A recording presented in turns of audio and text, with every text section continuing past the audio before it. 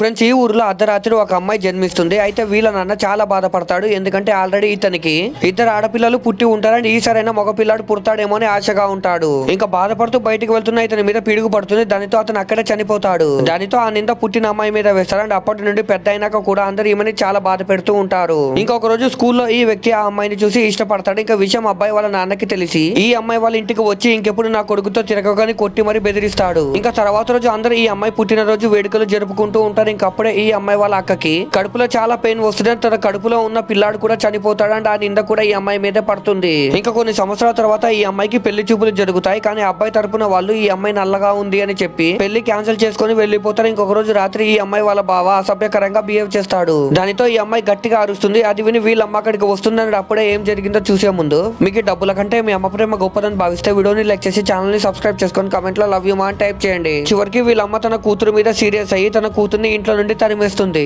Part 2 కావాలన్న వాళ్ళు comment చేయండి.